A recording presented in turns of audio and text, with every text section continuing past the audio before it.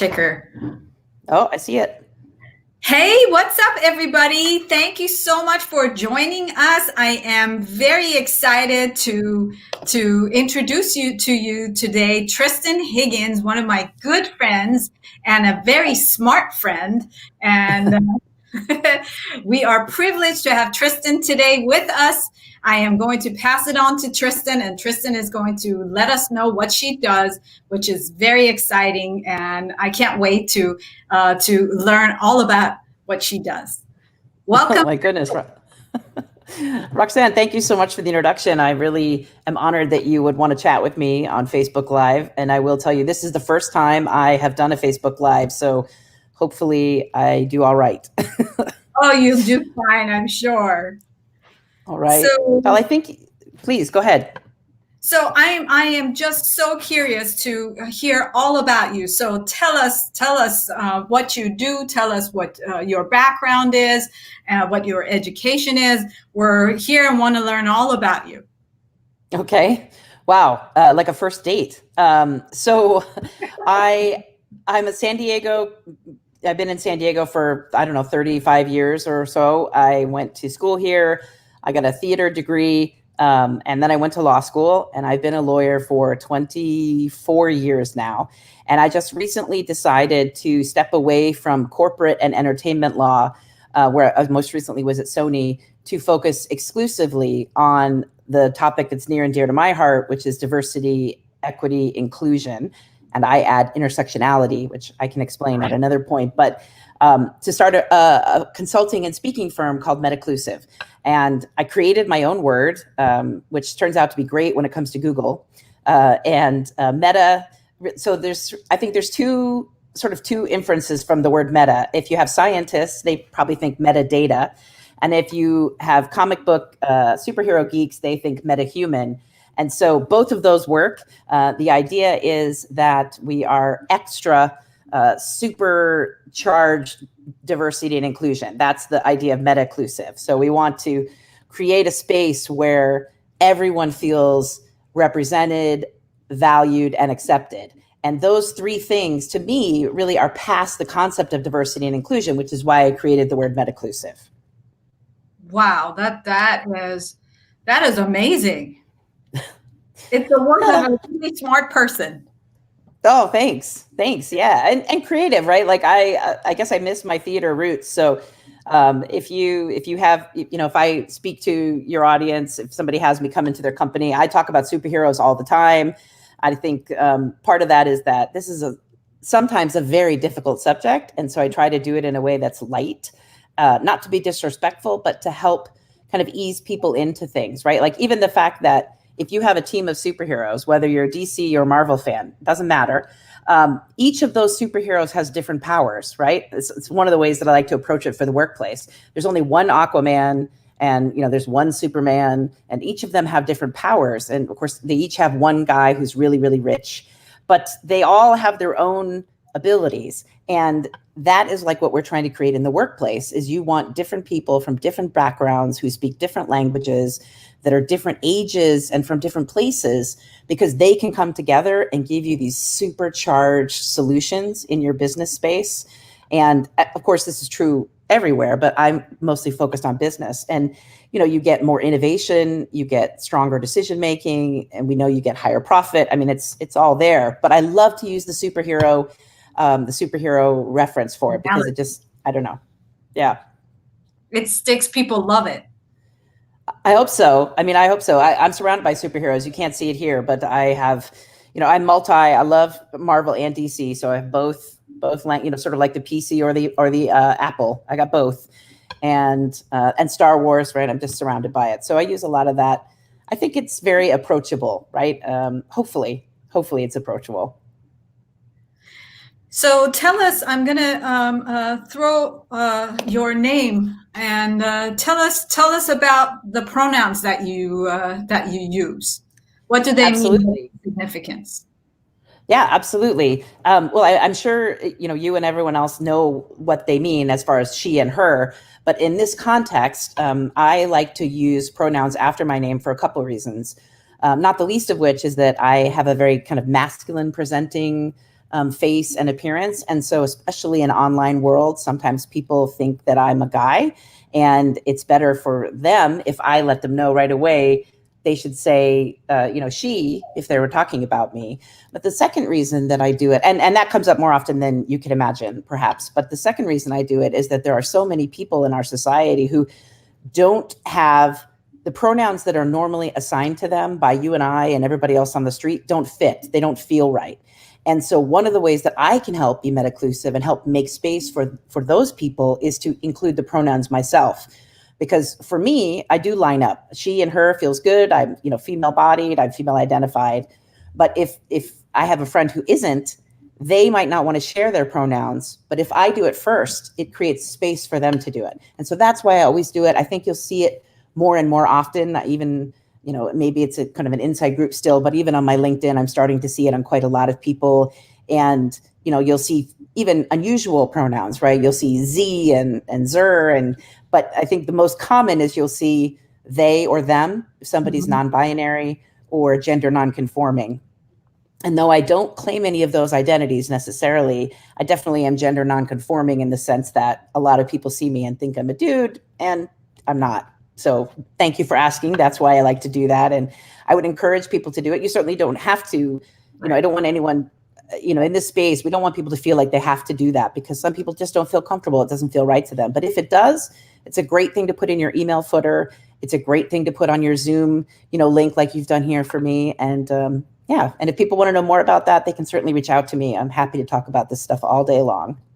I am actually on a board of another nonprofit, and we had a speaker that came in and gave us a whole class on the pronouns, and that was actually very good, because it opens your eyes to how to first of all recognize the pronouns, and then also how to address people that way. Yeah. Well, it's not organic to you, right? Like if it's not something that you're dealing with, and I think certainly people my age, I'm 50 now, we didn't have friends who had that when we were kids. We didn't learn that when we were first in school. And, I have two kids now, and they already, 16 and 13, they already have friends who tend to identify in something other than what we would consider standard. In fact, they did a study recently, and 27% of the 18 to 25-year-olds that were surveyed said they identified with something other than straight, she, he. And I thought that was kind of a shocking number of people. So whether you like it or whether I like it, this is kind of the world. And so it's good for us to just signal that acceptance. So tell us more about Metaclusive. Actually, before we forget, we should tell everybody, put in a plug about our wonderful organization where we met as well. Oh yes, please.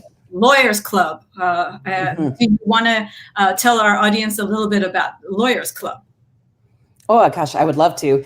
I was recently elected to the board.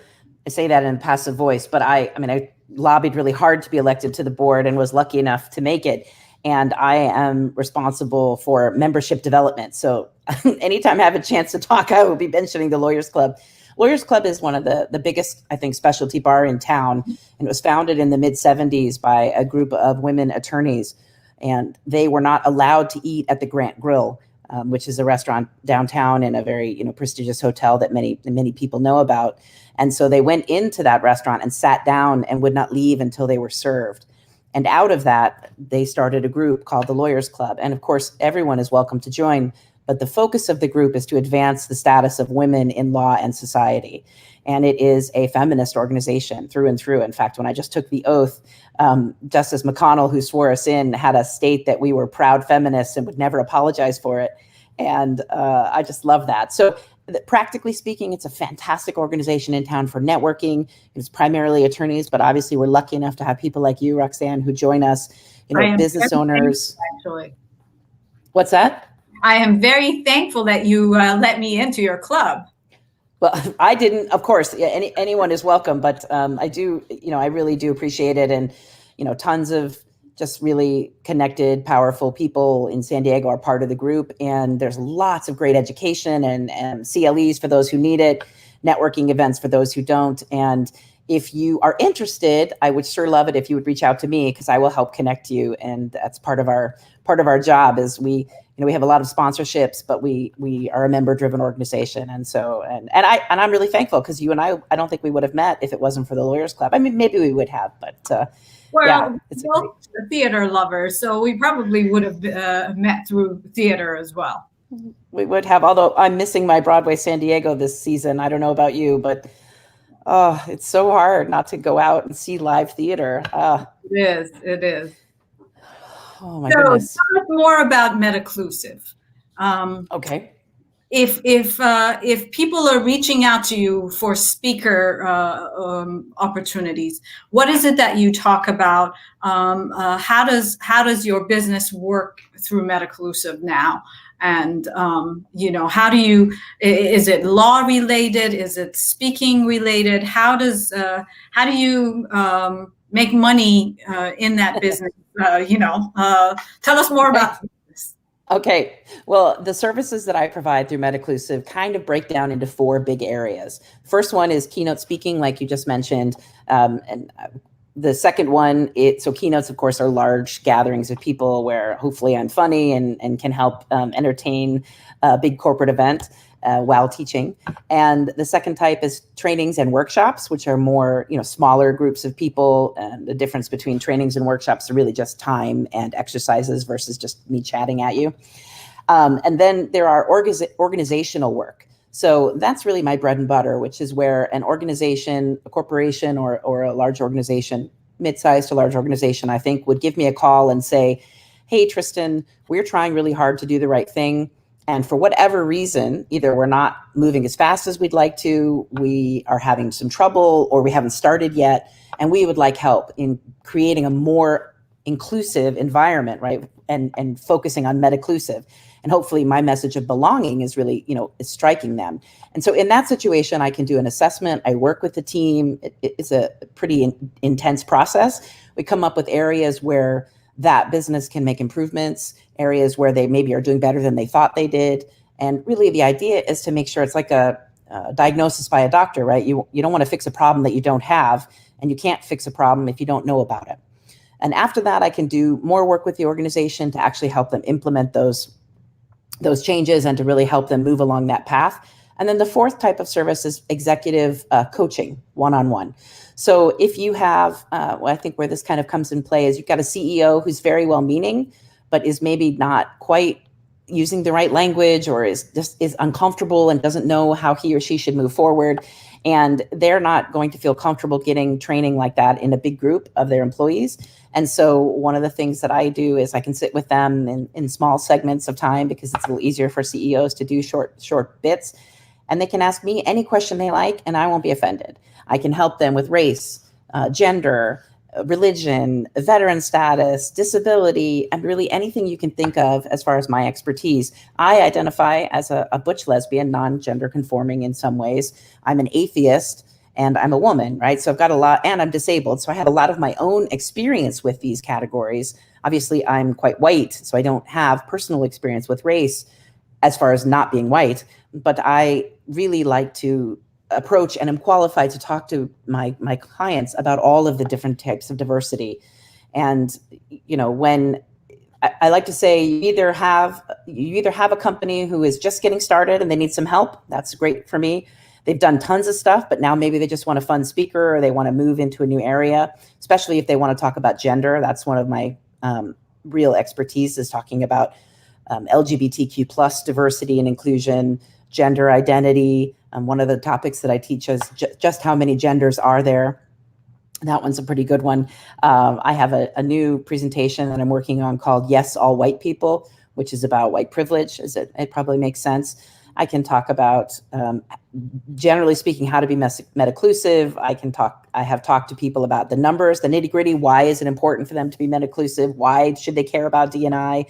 And I think one of the things that is one of my best clients, right, is the idea of, we've spent a lot of money on diversity and inclusion over the years, but we haven't really seen any progress, or we haven't really had an increase in morale, or we haven't really seen our numbers go up, and what's going on. And so that's one of the things that I really can help with, is to fine tune that, because a lot of the diversity and inclusion efforts, although incredibly well-meaning, might be missing the fact that many of your workforce is feeling excluded by those efforts, or the ones that they're targeted at are not feeling included. And so when I talk to organizations, I really talk to them about belonging and creating that atmosphere where everyone feels like they belong, they have a voice, and they are appreciated for that voice.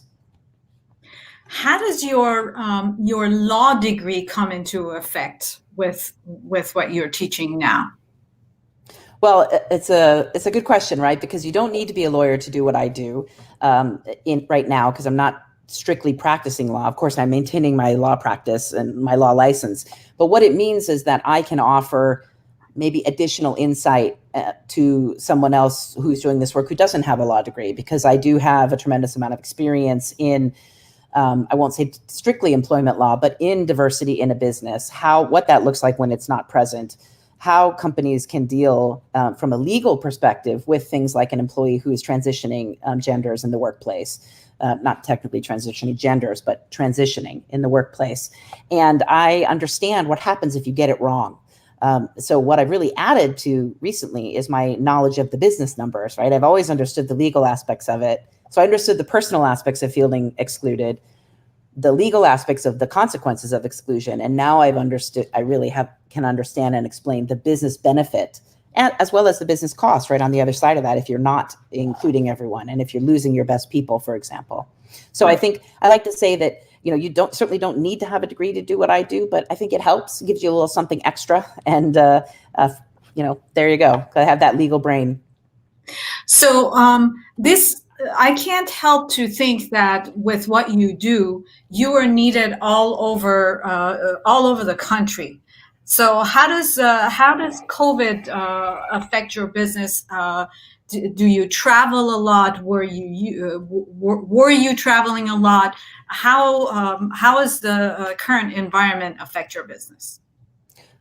So it used to be that I was traveling quite a bit. This business is still quite new for me, I would say, as far as being my full focus. I've been doing this work for 20 years, but also being a lawyer during my day job. But I have traveled a bit, and I think what's happening now with COVID is it's actually sort of leveling the playing field, because people can have me come and speak and they don't need to think about travel expenses, and they can set up classes and not think about getting all their people to one location to attend the class. Now, of course, you lose that live element or that in-person element, but I am participating in a lot of events that are doing a really good job of recreating that. And online classes are, in some ways, for businesses, I think they're much better because the overall cost is cheaper and you can open them up to more people just almost by definition. So I'm doing okay with that transition, right? I'm really, I'm finding that some corporations are quite happy to have that online. Now, of course, I can't wait to be able to go back and talk to people and be in small groups in the room. And, some of the best conversations happen right after you finish speaking, right? I'm sure you've experienced that. And you miss that a bit. So, you have to be a little more forceful, I think, in emailing people and things like that. But I would imagine there'll be plenty of people who still want me to participate online, even after many of the restrictions are lifted. But I'm not getting on a plane anytime soon. I'll tell you that right now. Totally. Yeah. Well, is there anything else that you want to share with the audience that you think is important for them to know? Oh my goodness. Well, so I guess this would be the time where I would say that I hope people could look forward to my upcoming webinar series or seminar series, Yes, All White People. And I'm going to be talking about white privilege. That's going to break down into 3 different sessions, 2 recorded sessions and 1 live session. Is that so people can ask questions. Is that what? Is that on your website? Not yet. It will be very soon, however. And my website, even though I'm excited about it, I still have some things to add, like some resources and things. But if people would come to my website and then come back again, I'll make sure to add all kinds of cool information. That's my contact page there. You can get to that from any of the other pages, and it's meant to look like a comic book. So again, with that, hopefully that superhero theme. It's quite fun, actually. Well, thank you. Oh, the cape. There's the cape. There's the cape. Oh, right. There you go. Superhero. Cool. Yeah, I gave myself, because it's my own business, I gave myself the title of metahuman, because why not, right? And I like to say that anybody who goes through training with me can call themselves a metahuman as well. So there we go. Absolutely. Thank you so much, Roxanne. Cool. Thank you. Yeah, that's where we have the superpowers there. Yeah. That was back when I could have my hair done by a professional. Now it's not quite as blonde. And I do some volunteer DJing there. That's what that one's about. But, that's good to know. I'll remember that one. Excellent. I hope you will. I love doing it. And there is some more over here. So if they wanted to get a hold of you, they could find you right on your website right here. Yes, absolutely. That form is lots of details. So if you want a speaker for an event, that's a great form. You could fill that out just to reach out to me as well, or you can just use the contact page. Or as you see on the screen here, you can email me at tristan@metaclusive.com. And I myself will get back to you, and we'll be very happy to hear from any of your followers or watchers. Excellent. Very good. Well, this was quite fun. Thank you so much. For me as well. Thank you, Roxanne. Thank you for spending your precious airtime with me. I'm really flattered. Thank you. Of course. It was a pleasure. Really appreciate you joining us and letting us know about what you do. So if people are trying to get a hold of you, they can email you, or yes, they can use the phone number to call you. Yes. Is this phone number, can they text to this number? Yes, they can. This is really a high quality production you've got going here, I have to say. I'm super impressed. Yes, they can text me at that number and email me as well, and would love to hear from anybody. Even if they just have questions, right, about resources, or if I can point somebody in the right direction, even if I'm not the person to, come in and do a speech for you. If you have questions, I love to hear from people, and I tend to learn from everybody I talk to. So I would be very excited to hear from some of your folks. And you are a wealth of information. Not